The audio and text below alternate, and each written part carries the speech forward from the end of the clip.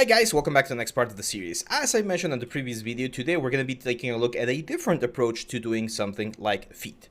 So feet are one of those things that can be very tricky, and I don't want to follow the exact same process that we did with the hands because the toes in the fingers are way closer together, so I know we're going to get merging and I don't want to merge. So we're actually going to be doing a little bit of an extraction. We're going to be extracting feet from another subtool and we're going to be reusing those.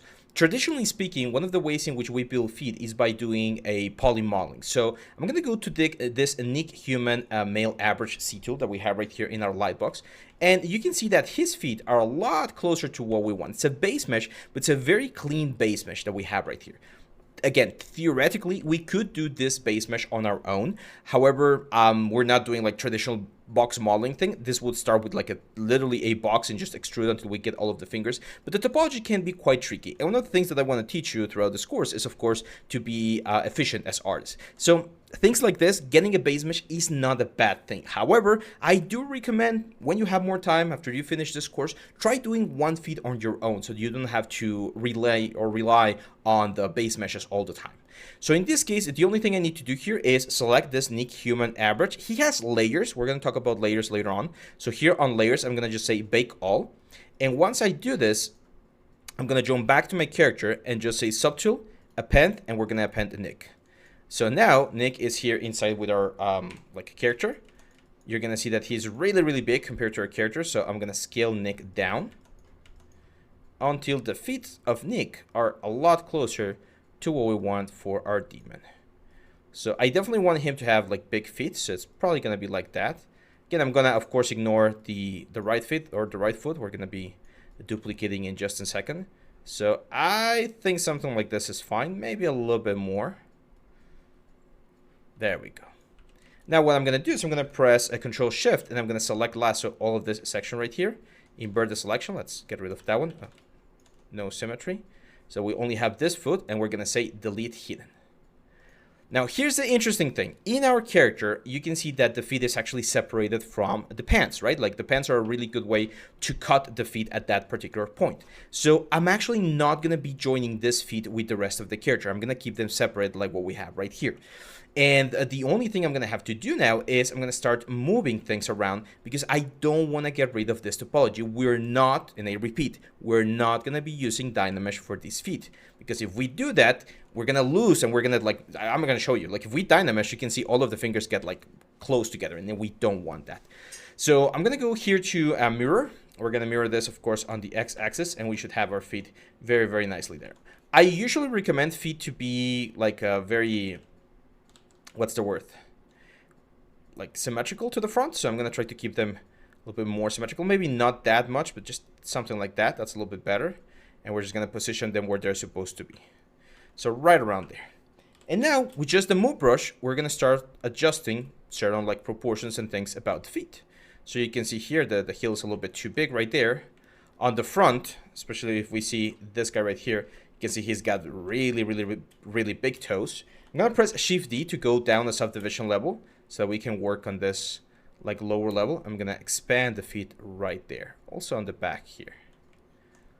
Now over here, very like calmly, I'm going to have to rebuild all of these areas. And as you can see, thanks to us having these very nice base meshes, we're going to be able to move along and create something very cool relatively fast. For instance, I can see that his big toe is quite big, so I'm gonna start like pushing. He's got very like strong feet. We're probably gonna be referencing like Ryu from Street Fighter. So let's go to, let me see, do we have more subdivision levels? Oh no, we don't. Okay, let's divide once. And I'm gonna use clay buildup to start like pulling this guys up and generating a stronger foot on this area. I'm also going to use move. Here we can use move topological, BMT, so that we only move one finger at a time. And as you can see, this is a really good way to make the fingers a little bit bigger, a little bit like stronger. They're going to be a little bit stronger on the base, of course, but I especially want to get rid of all of those like weird overlaps that we have right there. Let's start adding like the knuckles that I would expect to see here on the feet. and there's a lot of tendons. We're going to talk about this again next chapter in the polishing section. All of these tendons going into the leg. Let's give that another subdivision. We definitely need a little bit more.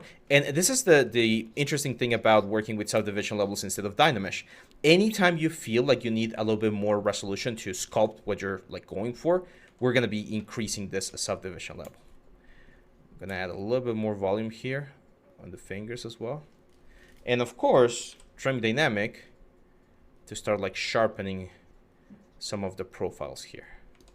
Feet for this character are going to be really, really important. I feel like they're a little bit too long, so I'm going to just like compress them a little bit here. And we're going to trim dynamic this to get this better. There we go. It's a little bit more volume there. And I think one of the main things that are going to make the feet look nice is the nail bed. So as you can see, I'm going to use trim dynamic to sharpen the little point right there and create the nail bed that we would expect. And immediately after the nail bed, we would have a little bit of a knuckle. And then halfway through, there's going to be another knuckle. And then, of course, the main knuckle right here. So just the blocking, guys. Just the blocking. If you can get to this point, if you can like do this clean, what's the word? Topological here, this clean construction, then all of the details and all of the polish that we're going to do to get to the final image are going to be way, way easier.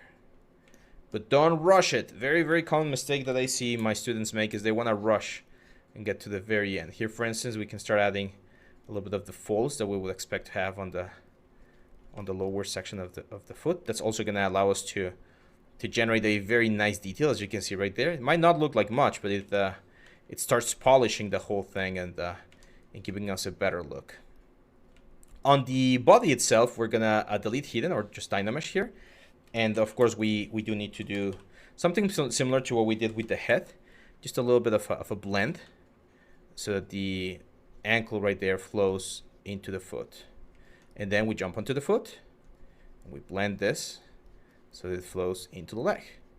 So ideally, if we do this blend properly, like if we actually create a nice blend right here, like what I'm doing, we should be able to like do a render and the line there should be very, very visible. Like it's always going to be there because they're two separate objects, two separate geometries, but it should be like fairly difficult to visualize.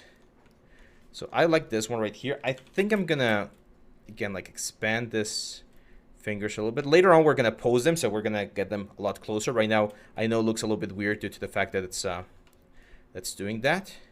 On this part right here, we can get rid of a little bit of this volume. We can even add like the pads that we normally have on the foot.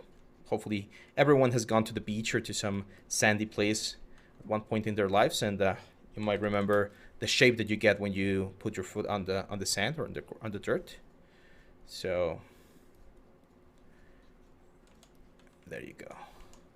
I do think they're a little bit out, so I'm gonna bring them in a little bit closer.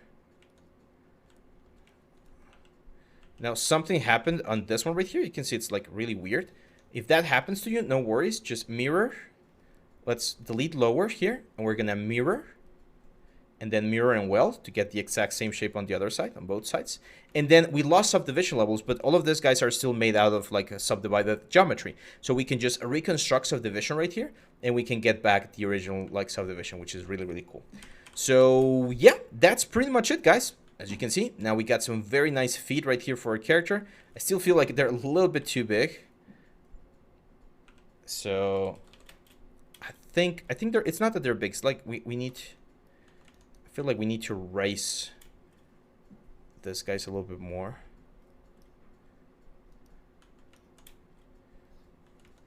They usually say that the foot is like half or like the leg, but in this case, I'm not sure.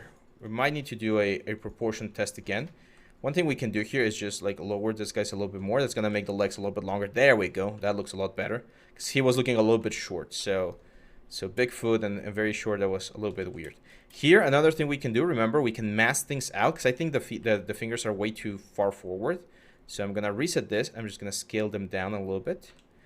and that should keep like most of the proportion without really like destroying anything. Remember, we don't have Dynamesh, so we gotta be very careful in how we transform the geometry so that we don't break what we already have right here.